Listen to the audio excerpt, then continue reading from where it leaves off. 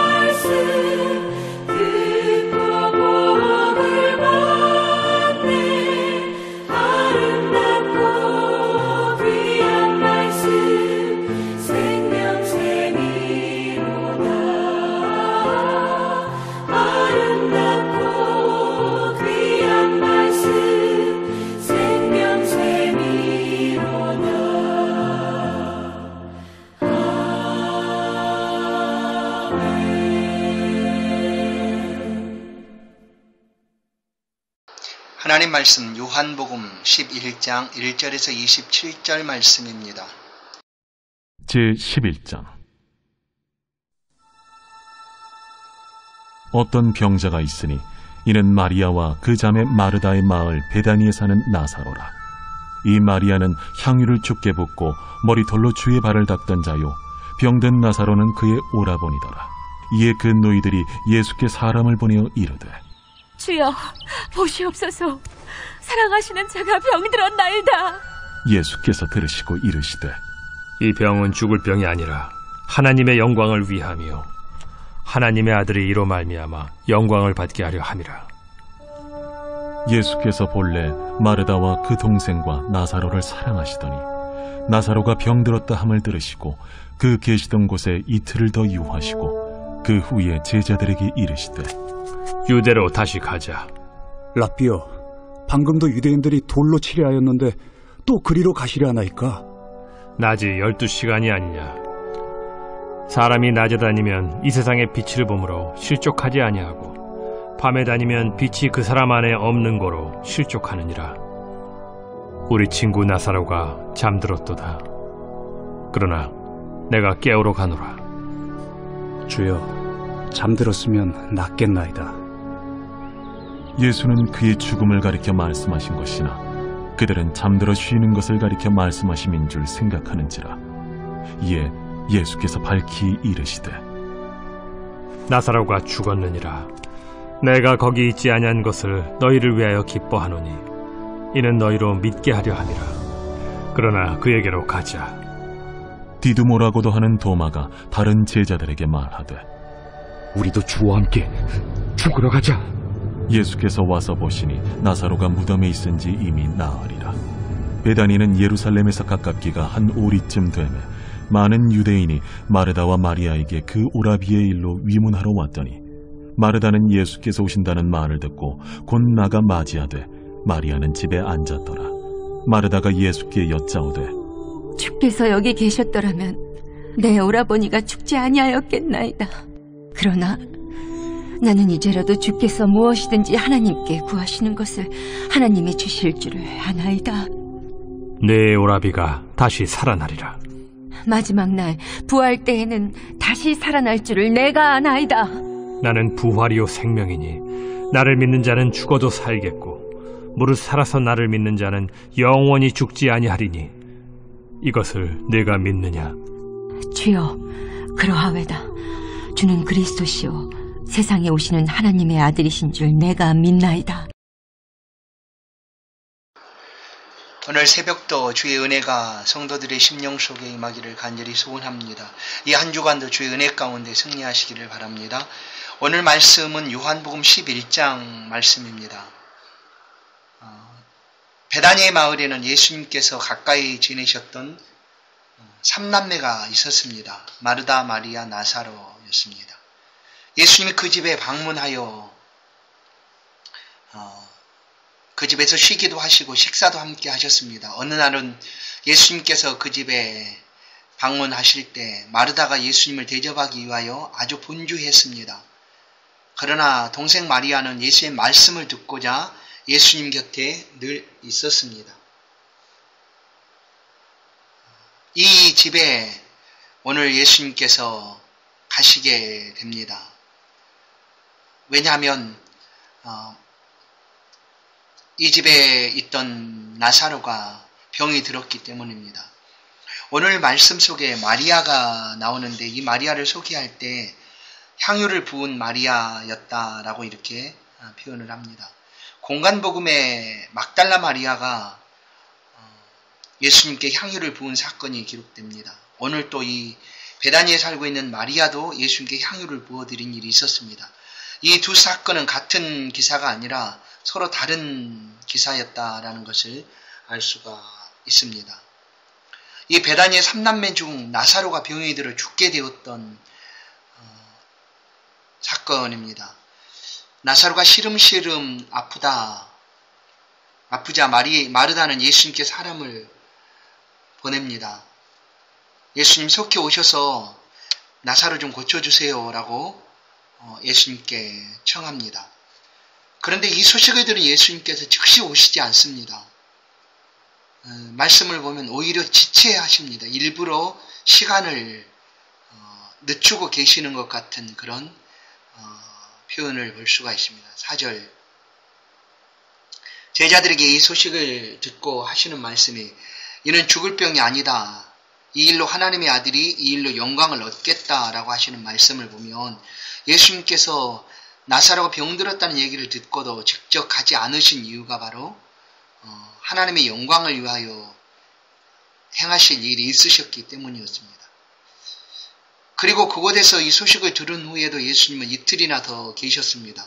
그런 후에 베다니로 가자고 제자들을 데리고 갑니다.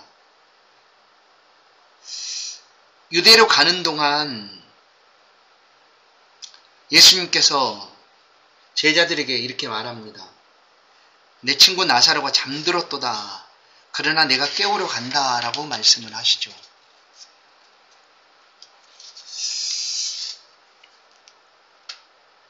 하나님은 성도의 죽음을 이렇게 말씀하십니다. 잠들었도다. 지금 예수님께서 하시는 말씀은 나사로는 지금 숨이 멎어 죽은 것이지만 예수님 보실 때는 그것이 잠들어 있는 것이다 라고 하시는 말씀입니다. 잠들어 있다면 깨우면 됩니다. 또한 예수님은 생명의 주인이시기에 언제든지 생명을 주실 수 있다는 것을 잠들었다라는 표현을 통해서 알 수가 있습니다. 제자들이 잠들었다는 말씀을 이해하지 못하자 예수님이 14절 나사로가 죽었다고 분명하게 말씀을 합니다. 예수님은 나사로가 죽었다는 것을 처음부터 아셨습니다. 나사로가 죽게 되었다는 이야기를 듣고 예수님께서 지체하신 이유는 바로 그 나사로를 통하여 하나님의 영광을 높이기 위함입니다. 물론 장차 세상 끝날에 부활의 사건이 있을 것입니다. 그러나 이 부활 사건을 현재 지금으로 가져오셔서 보여주시고 있는 것입니다. 베다니에 도착해 보니까 나사로가 죽어서 이미 장사된 지 나흘이나 되었다라고 얘기합니다. 이 마르다는 예수님을 보고 너무나 서운함을 드러냅니다. 왜 이제 오셨습니까? 예수님께서 이곳에 계셨다면 나사로는 죽지 않았을 것입니다 하고 예수님 앞에서 서운함을 표현합니다. 22절, 이 마르다의 놀라운 믿음을 우리는 22절에서 보게 됩니다. 그러나 마르다는 예수님을 믿었습니다. 병든 나사로를 고칠 수